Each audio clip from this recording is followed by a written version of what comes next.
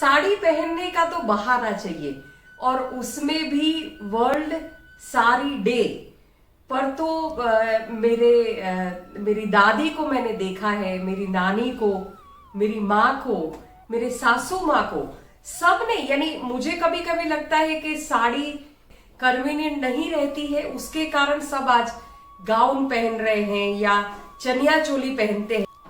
पर सबने, जैसे इन लोगों ने, मेरे नानी ने, दादी ने पूरी जिंदगी साड़ी के सिवाय कुछ पहना ही नहीं है। कहते हैं ना, साड़ी सबसे पुराना वस्त्र है। इवन वेदों में इसका उल्लेख किया है।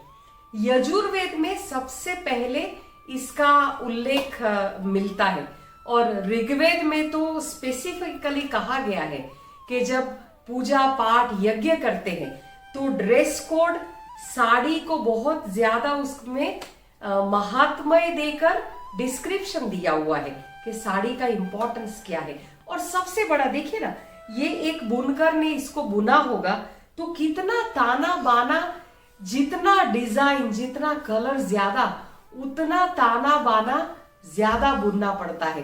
तो जीवन भी ऐसा ही है ना, कलरफुल जीवन है, जितना उसमें रंग, जितना उसमें डिजाइन, उतना जीवन सुंदर, और उतनी साड़ी भी उतनी सुंदर बनती है जितना ताना बाना ज्यादा बुनता है।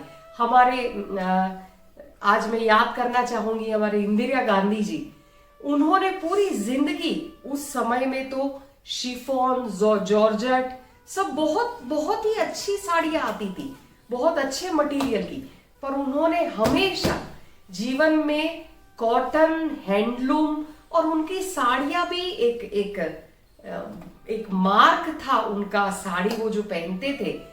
तो इंदिरा गांधी, इवन गांधी जी ने कस्तूरबा के लिए 2 साड़ी बुनी थी, और वो 2 साड़ी में से एक साड़ी आज भी साबरमती आश्रम में आर्कियोलॉजिकल डिपार्टमेंट के कंजर्वेशन जो एक सेक्शन है उसमें वो साड़ी संभाल के रखी हुई है।